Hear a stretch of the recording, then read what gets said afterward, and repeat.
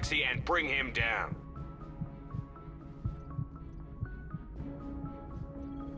Humanity needs to do this. Not just for our own sake, but for the sake of every other species in Citadel space. Saren must be stopped, and I promise you all, we will stop him. Well said, Commander. Captain will be proud. The captain gave up everything so I could have this chance. We can't fail. Yes, sir. Commander, something you need? How's the Normandy performing? Is she everything they said she'd be? She's the best ship in the fleet, if you've got a pilot who knows how to handle her. Balance isn't what you'd expect. Takes a while to get used to that oversized drive core we got stuffed in the back, and her power can sneak up on you if you're not careful. The Normandy's probably too much ship for your average Alliance pilot, Commander. Lucky for you, I'm anything but average. I like to know my crew. Mind if I ask you a few questions? I can see where this is going. You did a background check on me, didn't you? Well, I'll tell you the same thing I told the captain. You want me as your pilot. I'm not good. I'm not even great. I am the best damn helmsman in the Alliance fleet. Top of my class in flight school, I earned that. All those commendations in my file, I earned every single one. Those weren't given to me as charity for my disease. What are you talking about? Are you sick? You mean you didn't know? Oh, crap. Okay, I've got Vrolik syndrome, brittle bone disease. The bones in my legs never develop properly. They're basically hollow, too much force and they'll shatter. Even with crutches and my leg braces, it's hard to get around. One wrong step and crack! It's very dramatic, but I've learned to manage my condition, Commander. Put the Normandy in my hands and I'll make her dance for you. Just don't ask me to get up and dance unless, you like the sound of snapping shin bones. Why does everyone call you Joker? It's a lot shorter than saying Alliance Flight Lieutenant Jeff Moreau. Plus, I love to make little children laugh. I was just thinking how much you remind me of Santa Claus. Look, I didn't pick the name. One of the instructors in flight school used to bug me about never smiling. She started calling me Joker, and it stuck. Why didn't you ever smile? Hey, I worked my ass off in flight school, Commander. The world's not gonna hand you anything if you go around grinning like an idiot. By the end of the year, I was the best pilot in the academy, even better than the instructors, and everybody knew it. They'd all got their asses kicked by the sickly kid with the creaky little legs. One guess who was smiling at graduation? I have to go. All right, see ya. Thanks for bringing me on board, Commander. I knew working with a Spectre would be better than life at CSEC. Have you worked with a Spectre before? Well, no, but I know what they're like. Spectres make their own rules. You're free to handle things your way. At CSEC, you're buried by rules. The damn bureaucrats are always on your back. Being a Spectre does have its advantages. Exactly my point. If I'm trying to take down a suspect, it shouldn't matter how I do it, as long as I do it. But CSEC wants it done their way. Protocol and procedure come first. That's why I left. So you just quit because you didn't like the way they do things? There's more to it than that. It didn't start out bad, but as I rose in ranks, I got saddled with more and more red tape. CSEC's handling of Saren was typical. I just couldn't take it anymore. I hate leaving. I hope you made the right choice. I'd hate for you to regret it later. Well, that's sort of why I teamed up with you. It's a chance for me to get off the Citadel, see how things are done outside CSEC. Either way, I plan to make the most of this. And without CSEC headquarters looking over my shoulder, well, maybe I can get the job done my way for a change. As long as you do your job well, you're free to go about your business as you see fit. Thank you, Commander. Nice ship you've got, Shepard. What can I do for you? What's your story, Rex? There's no story. Go ask the Quarian if you want stories. You Krogan live for centuries. Don't tell me you haven't had a few interesting adventures. Well, there was this one time the Turians almost wiped out our entire race. That was fun. I heard about that. You know, they almost did the same to us. It's not the same. It seems pretty much the same to me. So your people were infected with a genetic mutation? An infection that makes only a few in 1,000 children survive birth? And I suppose it's destroying your entire species? I suppose it isn't all the same. I don't expect you to understand, but don't compare humanity's fate with the Krogan. Sorry, Rex. I wasn't trying to get you upset. Your ignorance doesn't upset me, Shepard. As for the Krogan, I gave up on them long ago. The genophage infected us, but it's not what's killing us. Are your people really dying? We're sure not getting any stronger. We're too spread out. None of us are interested in staying in our own system. Lots of species have left their homes and prospered. But they go to colonize new worlds. We're not settlers. We're warriors. We want to fight. So we leave. Hire ourselves out. And most of us never go back.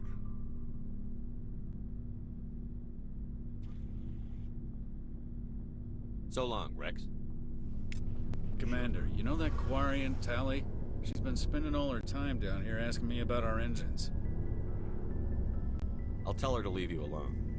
What? No, she's amazing. I wish my guys were half as smart as she is.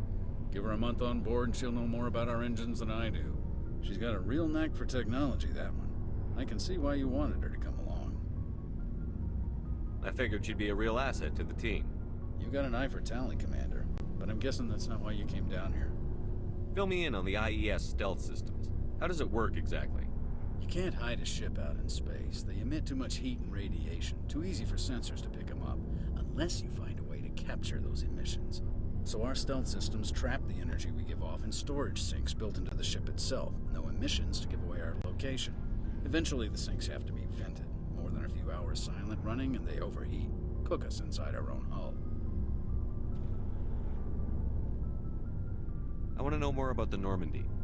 She's the best ship I've ever served on. Probably the fastest vessel ever designed. And she's the only one using the new Tantalus drive core. What's so special about the Tantalus drive core? Proportionally, it's about twice the size of any other vessel. Not only are we faster, but we can run at FTL speeds longer before we have to discharge the core.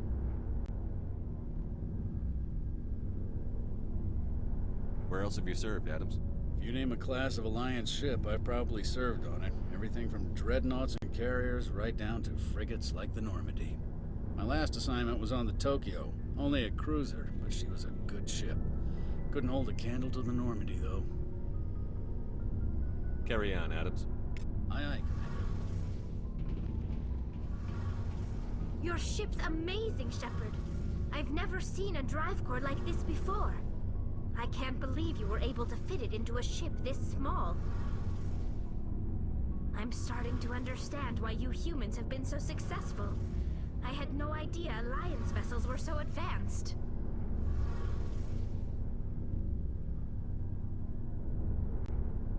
The Normandy's a prototype. Cutting-edge technology. A month ago, I was patching a makeshift fuel line into a converted tug ship in the flotilla. Now, I'm sitting on board one of the most advanced vessels in Citadel space. I have to thank you again for bringing me along. Traveling on a vessel like this is a dream come true for me. I had no idea you found ship technology so interesting. It comes with being a Quarian. The migrant fleet is the key to the survival of my people. Ships are our most valuable resource. But we don't have anything like this. We make do with cast-offs and second-hand equipment. We just try to keep them running for as long as we can. Some of the fleet's larger vessels date all the way back to our original flight from the Geth. I can't believe your fleet's still using ships that are 3 centuries old. They're constantly being repaired, modified, and refitted. They aren't pretty, but they work, mostly. We've tried to make ourselves as independent as possible on the flotilla, grow our own food, mine and process our own fuel. But some things we just can't make on our own. A patch to maintain the hull integrity requires raw materials we just don't have. That's why our pilgrimages are so important. Tell me about your people. Our lives aren't easy. Resources are scarce, and we are constantly on the move. Everything we do must in some way contribute to the continuation of the migrant fleet. There are 17 million Quarians in the flotilla, and each of us relies on the others for survival. The bonds among my people are strong. Unfortunately, we have had to surrender many of the freedoms and civil liberties other species take for granted. What kind of freedoms? Well, it's illegal for parents to have more than one child. If our population grows too much, it would strain our resources to their breaking point. Of course, we also can't allow our numbers to become too few. If our population is in decline, the rule against single births is temporarily repealed. In extreme cases of population decline, incentives are even offered to encourage multiple births, though the Conclave hasn't had to take such measures in nearly a century. That's your government. The Conclave is our civilian branch of government. Each ship can elect a representative to serve on the Conclave and make decisions that affect the fleet as a whole. On matters that affect an individual ship, however, the captain has the final say. It's a tradition that dates back to the early days, when the fleet was governed by martial law. Fortunately, most captains nowadays are smart enough to have an elected council from their crew to give them advice and guidance. So the ultimate power rests with elected officials. In practice, the Conclave and the respective council for each ship tend to set the rules that govern our daily lives. But in theory, we are still under military jurisdiction. The 5 top-ranking military officials in the fleet serve on the Admiralty Board. These 5 have the power to overrule any decision by the Conclave in case of emergency. To do so requires unanimous agreement among the Admiralty, and they can only do this once. After that, the entire board must resign their posts. It's a safeguard that served us well. In nearly 3 centuries, the Admiralty Board has only overruled the Conclave 4 times.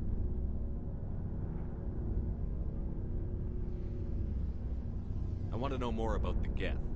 I doubt I can tell you anything you don't already know. It's been almost 3 centuries since they drove my people into exile. All I know is the story of their origins, what they were when we created them, and how they turned on us. Interesting. The Geth were originally created to serve as an automated manual labor force. Initially, their intelligence was as limited as any VI. Over time, we made small modifications to their programming to allow them to perform more varied and complex tasks, bringing them closer and closer to true AI status. How come the Council didn't step in and stop you? This wasn't true AI research. We may have been skirting the bounds of the law, but we never did anything that was actually illegal. The changes were so insignificant, so gradual, that we were able to control them. Or so we thought. But one thing we underestimated was the power of the neural network. A million Geth thinking simultaneously created an inherently unstable matrix. So, the Geth share brain power? Many of the Geth's logic systems were designed to work in concert with other nearby Geth. Basically, the more of them you have in the group, the smarter they are. So there's some sort of group consciousness? No, nothing like that. They cannot share sensory data or information. Their programming cannot handle that much simultaneous input. Each Geth maintains an individual awareness and identity. The neural network only operates on a process-based level. It's basically the synthetic equivalent of a subconscious. But when they're in close proximity, they can coordinate low-level functional processes, freeing up more capacity for original or independent thought. What made them rebel? As we built more and more Geth, their effective intelligence became more sophisticated, more abstract. One day, a Geth began to ask its Quarian overseer questions about the nature of its existence. Am I alive? Why am I here? What is my purpose? As you can imagine, this caused a near panic among my people. What did you do? It was inevitable the newly sentient Geth would rebel against their situation. We knew they would rise up against us, so we acted first. A general order went out across all Quarian-controlled systems to permanently deactivate all Geth. The Geth responded to this order violently. You can't blame them for fighting for their survival. We had no other choice. The Geth were already on the verge of revolution. By acting quickly, we had a chance to end the war before it began. The hope was that most of the Geth would still be little more than machines, incapable of organized resistance. But they had progressed much further than anyone anticipated. The war was long and bloody. Millions upon millions of Quarians died at their hands. In the end, we were forced to flee our own homeworld. We feared the Geth would pursue us, but they never came beyond the Veil. Now we drift through space, exile searching for a way to reclaim what was once ours.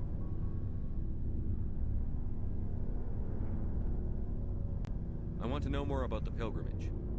When my people reach maturity, we leave our birth ships and seek acceptance with a new crew. It's necessary to maintain genetic diversity among the fleet. But no ship wants to accept someone who will be a burden on them. So, to prove our worth, we embark on a pilgrimage. We set out alone, leaving the flotilla and our families behind us. We only return once we have found something of value we can bring back to the fleet. This is presented as a gift to the captain of the respective ship we wish to join. If the gift is accepted, we are welcomed into the crew.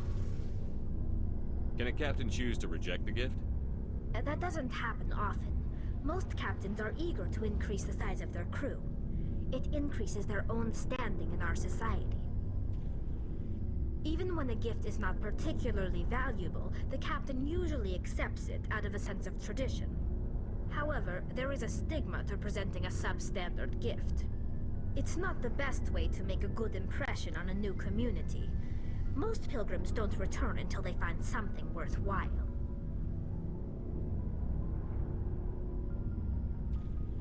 I want to talk about something else. Like what?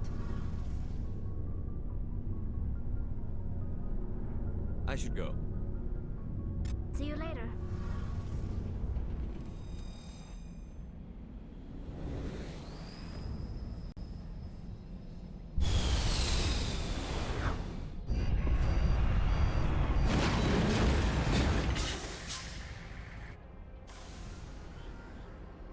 Commander, I'm picking up some strange readings. Really strange, like off the damn charts. It looks like it's coming from an underground complex a few clicks away from the drop zone.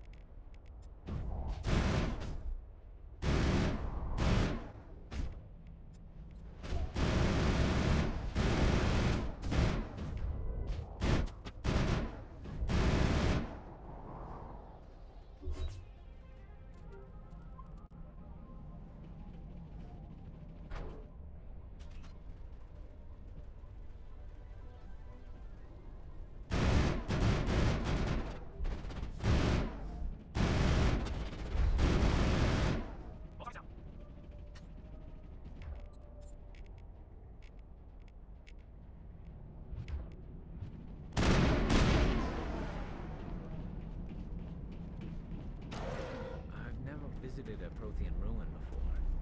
Aside from the Citadel, I mean.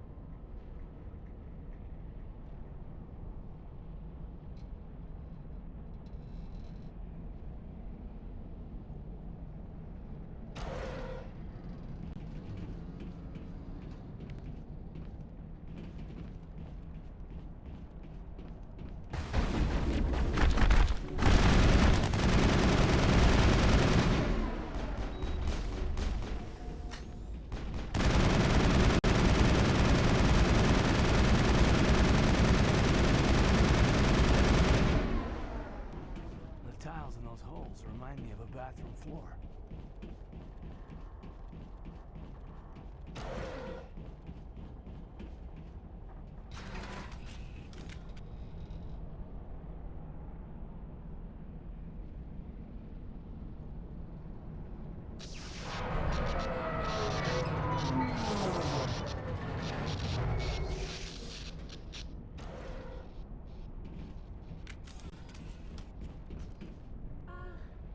Hello?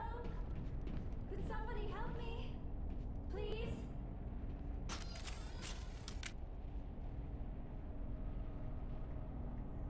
Can you hear me out there? I'm trapped. I need help. Liara Tassoni, I presume. Thank the goddess. I did not think anyone would come looking for me. Listen, this thing I'm in is a Prothean security device. I cannot move, so I need you to get me out of it, all right?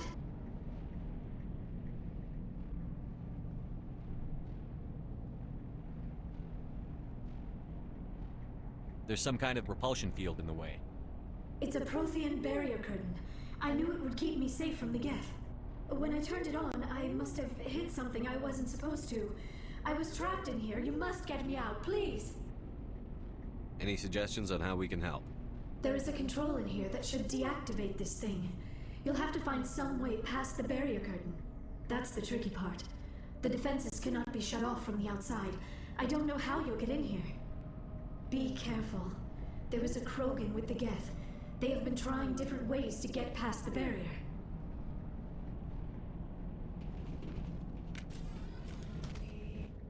Engage your target.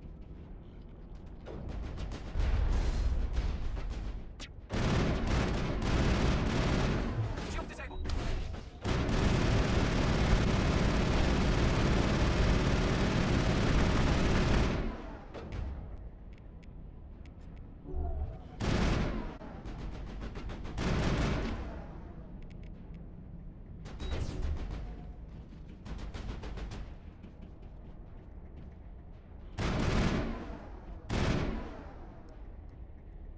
All targets down.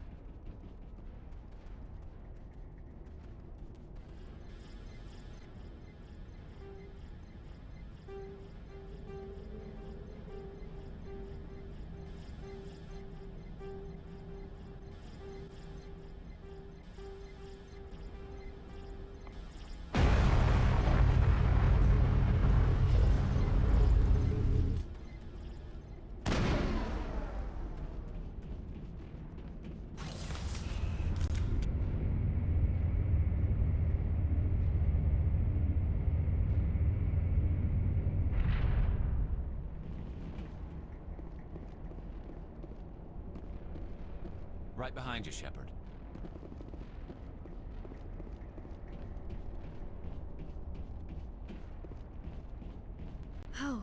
How did you get in here? I didn't think there was any way past the barrier. We blasted through with the mining laser. Of course. Yes, that makes sense.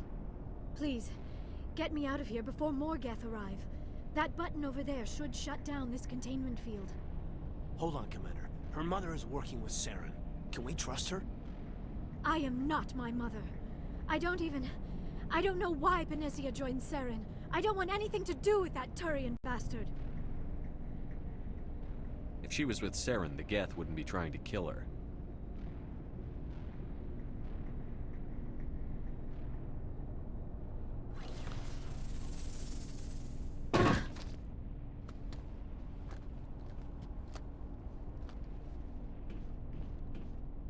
Any idea how we get out of this place? There is an elevator back in the center of the tower. At least I think it's an elevator. It should take us out of here. Come on! I still cannot believe all this. Why would the Geth come after me? Do you think Benezia's involved? Saren's looking for the conduit. You're a Prothean expert. He probably wants you to help him find it. The conduit, but I don't know. What the hell was that? These ruins are not stable. That mining laser must have triggered a seismic event. We have to hurry. The whole place is caving in. Joker, get the Normandy airborne and lock in on my signal. On the double, mister. Aye, aye, Commander. Secure and away. ETA 8 minutes. Not much margin for error.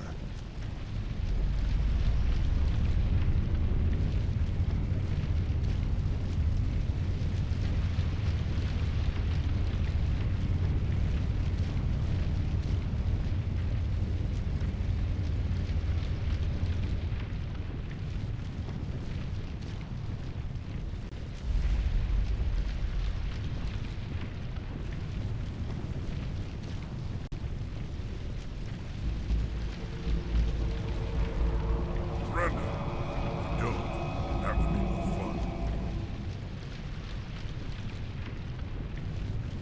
There a reason you're in my way? The same reason you're here.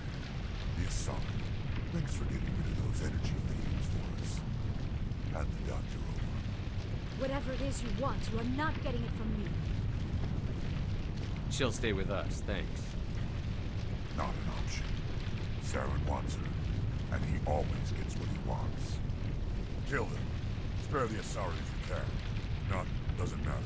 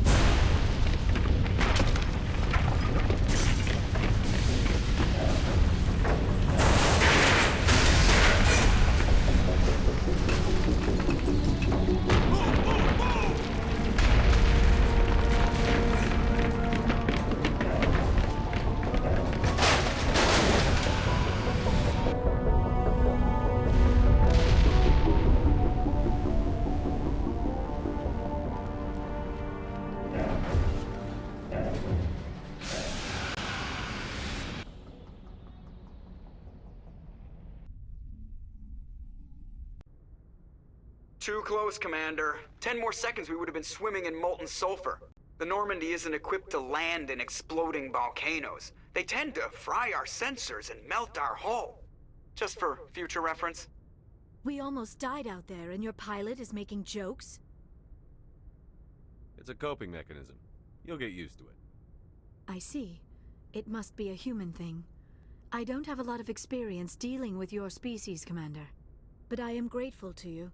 You saved my life back there, and not just from the volcano. Those Geth would have killed me or dragged me off to Saren. What did Saren want with you? Do you know something about the conduit? Only that it was somehow connected to the Prothean extinction. That is my real area of expertise. I have spent the past 50 years trying to figure out what happened to them. How old are you exactly? I hate to admit it, but I am only 106. Damn! I hope I look that good when I'm your age. A century may seem like a long time to a short-lived species like yours, but among the Asari I am barely considered more than a child. That is why my research has not received the attention it deserves. Because of my youth, other Asari scholars tend to dismiss my theories on what happened to the Protheans. Did your research turn up anything interesting? What is interesting is what I did not turn up. There is remarkably little archaeological evidence of the Protheans, and even less that might explain why they disappeared. It is almost as if someone did not want the mystery solved. It is like someone came along after the Protheans were gone and cleansed the galaxy of clues. But here is the incredible part. According to my findings, the Protheans were not the first galactic civilization to mysteriously vanish. This cycle began long before them. Where'd you come up with this theory? I thought there wasn't any evidence. I have been working on this for 50 years. I have tracked down every scrap and shred of evidence. Eventually, subtle patterns start to emerge, patterns that hint at the truth. It is difficult to explain to someone else. I cannot point to one specific thing to prove my case. It is more a feeling derived from a half-century of dedicated research. But I know I'm right, and eventually I will be able to prove it. There were other civilizations before the Protheans. This cycle has repeated itself many times over. If the Protheans weren't the first, then who was? I don't know. There is barely any evidence on the Protheans, even less on those who came before them. I cannot prove my theory, but I know I am right. The galaxy is built on a cycle of extinction. Each time a great civilization rises up, it is suddenly and violently cast down. Only ruins survive. The Protheans rose up from a single world until their empire spanned the entire galaxy. Yet even they climbed to the top on the remains of those who came before. Their greatest achievements, the mass relays and the Citadel, are based on the technology of those who came before them. And then, like all the other forgotten civilizations throughout galactic history, the Protheans disappeared. I have dedicated my life to figuring out why. They were wiped out by a race of sentient machines. The Reapers. The Reapers? But I have never heard of... How do you know this? What evidence do you have? There was a damaged Prothean beacon on Eden Prime. It burned a vision into my brain. I'm still trying to sort out what it all means. Visions? Yes, that makes sense. The beacons were designed to transmit information directly into the mind of the user. Finding one that still works is extremely rare. No wonder the Geth attacked Eden Prime. The chance to acquire a working beacon, even a badly damaged one, is worth almost any risk. But the beacons were only programmed to interact with Prothean physiology. Whatever information you received would have been confused, unclear. I am amazed you were able to make sense of it at all. A lesser mind would have been utterly destroyed by the process.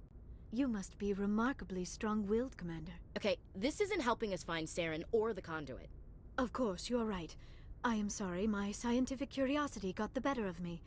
Unfortunately, I do not have any information that could help you find the conduit, or Saren. I don't know why Saren wanted you out of the picture, but I think we'll be a lot better off if we bring you along. Thank you, Commander. Saren might come after me again.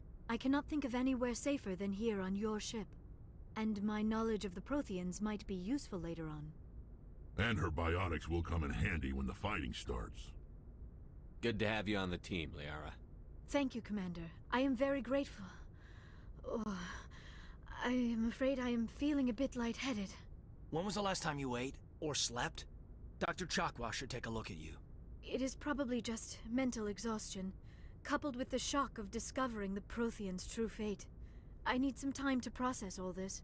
Still, it could not hurt to be examined by a medical professional. It will give me the chance to think things over. Are we finished here, Commander? We can talk again after you've seen the doctor. The rest of you, dismissed.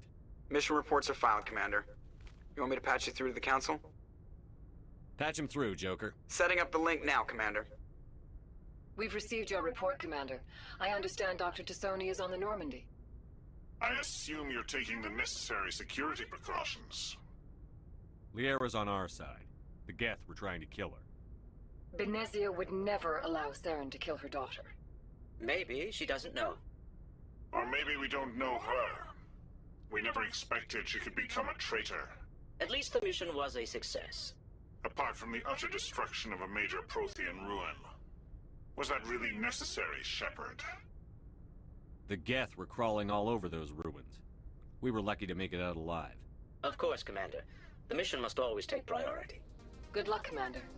Remember, we are all counting on you.